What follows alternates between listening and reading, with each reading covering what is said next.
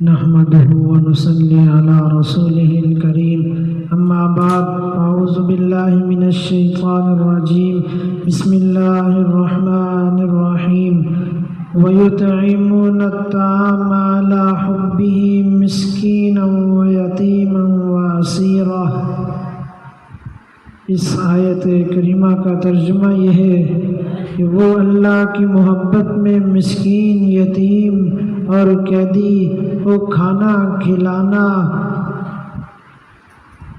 اور اس آیت کریمہ میں یہ بتایا جا رہا ہے کہ اللہ کی محبت میں مسکین، یتیم اور قیدی کو کھانا کھلاتے ہیں۔ اور ایک جگہ ارشاد اللہ تعالیٰ نے فرمایا کہ تم آپس میں ایک دوسرے کو مسکین کو کھانا کھلانے کی ترغیب نہیں دیتے۔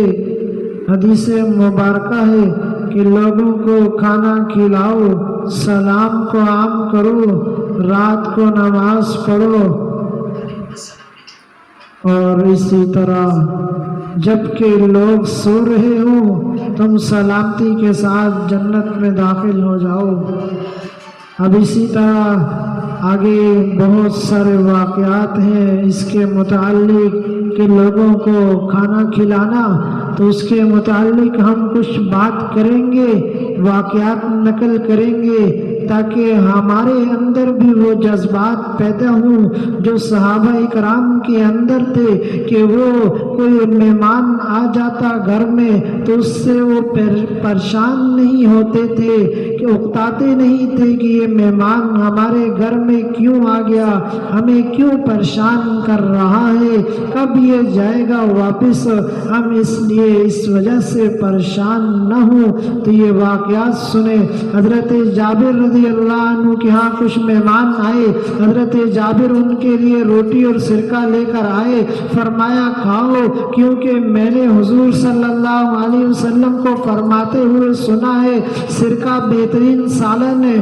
مہمانوں کے سامنے جو کچھ پیش کیا جائے وہ اسے حقیر سمجھے تو اس سے یہ مہمان تباہ اور برباد ہو جائیں گے، اور میزبان کے گھر میں جو کچھ ہے اسے مہمانوں کے سامنے پیش کرنے میں حقارت سمجھے تو اس سے یہ میزبان تباہ اور برباد ہو جائے گا۔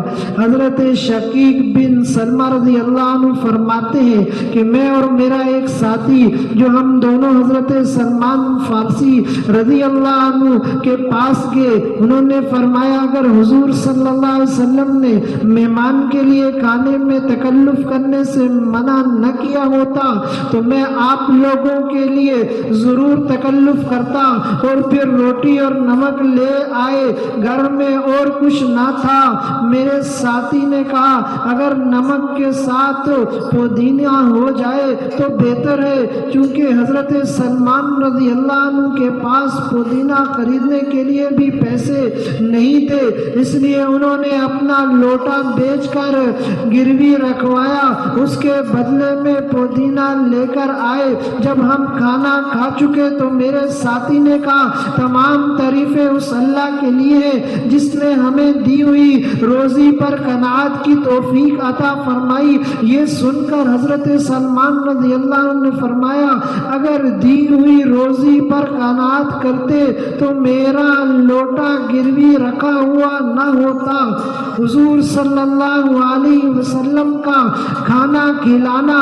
حضرت جابر رضی اللہ عنہ فرماتے ہیں کہ میں ایک مرتبہ گھر میں بیٹھا ہوا تھا، حضور صلی اللہ علیہ وسلم میرے پاس سے گزرے تو آپ نے مجھے اشارہ کیا، میں اٹھ کر آپ کے پاس چلا گیا، آپ نے میرا ہاتھ پکڑ کر اور ہم دونوں چلنے لگے، یہاں تک آپ اپنی زوجہ محترمہ کے حجرے تک پہنچ گئے اور خود حجرے میں تشریف لے گئے، پھر مجھے اندر آنے کی اجازت دی، میں اندر پردے والی حصے میں داخل ہو گیا۔ بظاہر حضور صلی اللہ علیہ وسلم کی زوجہ محترمہ ان سے پردے میں تھی، اور یہ حجرے کے اس پردے والے حصے میں چلے گئے، یہاں تک کہ عام لوگ اجازت سے ہی اندر آ سکتے تھے۔ پھر آپ نے فرمایا دوپہر کا کھانا ہے؟ گھر والوں نے کہا ہاں، کیونکہ روٹی کے 3 ٹکیاں آپ کے پاس لائی گئی، جن کو ایک اونچی جگہ پر یا کھجور کے پتوں کے دسترخوان پر رکھ دیا گیا۔ حضور صلی اللہ علیہ وسلم نے ایک ٹکیا اٹھا کر اپنے سامنے رکھ لی، دوسری ٹکیا اٹھا کر میرے سامنے رکھ دی، پھر تیسری ٹکیا اٹھا کر اس کے 2 حصے کیے، پھر آدھی ٹکیا اپنے سامنے رکھ لی اور آدمی میرے سامنے۔ پھر گھر والوں سے فرمایا کوئی سالن ہے؟ تو گھر والوں نے کہا تو کچھ نہیں، بس تھوڑا سا سرکہ ہے۔ حضور صلی اللہ علیہ وسلم نے فرمایا یہ سرکہ لے آؤ، کیونکہ سرکہ تو بہترین سالن ہے۔ حضرت عبداللہ بن سلام رضی اللہ عنہ فرماتے ہیں کہ حضور صلی اللہ علیہ وسلم نے دیکھا کہ حضرت عثمان رضی اللہ عنہ ایک اونٹنی لے کر آ رہے ہیں جس پر آٹا، گھی اور شہد ہے۔ آپ نے فرمایا اونٹنی کو بٹھاؤ، چونکہ حضرت عثمان رضی اللہ عنہ نے اونٹنی بٹھا دی۔ پھر آپ نے پتھر کی ایک ہانڈی منگوائی اور اس میں کچھ گھی اور شہد اور آٹا ڈالا۔ پھر آپ نے حکم دیا کہ اس کے نیچے آگ جلائی گئی یہاں تک کہ وہ پک گیا۔ پھر آپ نے صحابہ رضی اللہ عنہ سے فرمایا کھاؤ، آپ نے خود بھی اس میں سے کھایا۔ پھر آپ نے فرمایا اے اہل فارس، قبیس کہتے ہیں کہ حضرت عبداللہ بن بصر رضی اللہ عنہ فرماتے ہیں کہ حضور اقدس صلی اللہ علیہ وسلم کا اتنا بڑا پیالہ تھا کہ جسے 4 آدمی اٹھاتے تھے اس کو غرہ کہا جاتا تھا۔ جب چاش کا وقت ہو جاتا صحابہ کرام رضی اللہ عنہ چاش کی نماز پڑھ لیتے تو وہ پیالہ لایا جاتا جس میں سرید بنی ہوئی ہوتی، سب اس پر جمع ہو جاتے۔ جب لوگ زیادہ ہو جاتے حضور صلی اللہ علیہ وسلم گھٹنوں کے بل بیٹھ جاتے، کیونکہ ایک مرتبہ آپ گھٹنوں کے بل بیٹھے تو ایک دیہاتی نے کہا یہ کیسا بیٹھنا ہے؟ حضور صلی اللہ علیہ وسلم نے فرمایا اللہ تعالیٰ نے مجھے متواضع غلام اور سخی آدمی بنایا ہے، اس طرح بیٹھنا تواضع کے زیادہ قریب ہے۔ مجھے متکبر اور جان پوچھ کر حق سے ضد رکھنے والا نہیں بنایا۔ پھر آپ نے فرمایا پیالے کے کناروں سے کھاؤ، درمیان کو چھوڑ دو، اس پر برکت نازل ہوتی ہے۔ اسی طرح ایک واقعہ ہے کہ حضرت طلحہ بن عبید اللہ رضی اللہ عنہ کا کھانا کھلانا۔ حضرت سلمہ بن اکوع رضی اللہ عنہ فرماتے ہیں کہ حضرت طلحہ بن عبید اللہ رضی اللہ عنہ نے پہاڑ کے کنارے ایک کنواں خریدا اور اس کی خوشی میں لوگوں کو کھانا کھلایا تو حضور صلی اللہ علیہ وسلم نے فرمایا اے طلحہ تم بڑے فیاض اور بڑے سخی آدمی ہو۔ حضرت جعفر بن ابی طالب رضی اللہ عنہ کا کھانا کھلانا۔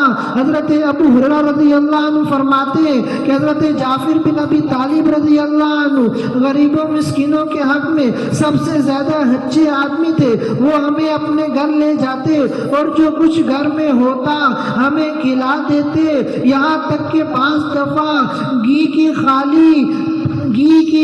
خالی پکی ہوئی ہمارے پاس لے آتے جس میں کچھ نہ تھا وہ اسے پھاڑ دیتے اور جو کچھ اس میں ہوتا ہم اسے چاٹ لیتے۔ حضرت صہیب رومی رضی اللہ عنہ کا کھانا کھلانا۔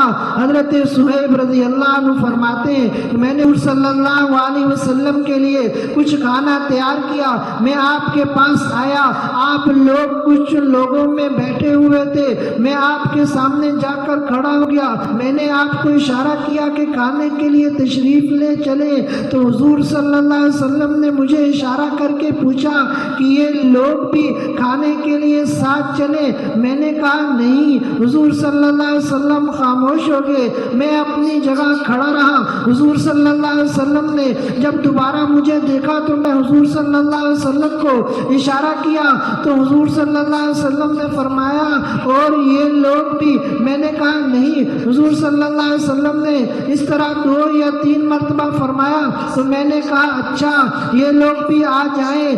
وہ تھوڑا سا کھانا تھا جسے میں نے حضور صلی اللہ علیہ وسلم کے لیے تیار کیا تھا، چونکہ حضور صلی اللہ علیہ وسلم تشریف لائے اور آپ کے ساتھ وہ لوگ بھی آئے اور ان سب نے کھایا۔ اللہ نے اتنی برکت عطا فرمائی کہ کھانا پھر بھی بچ گیا۔ حضرت عبداللہ بن عمر رضی اللہ عنہ کا کھانا کھلانا، اس طرح کے بہت سارے واقعات ہیں۔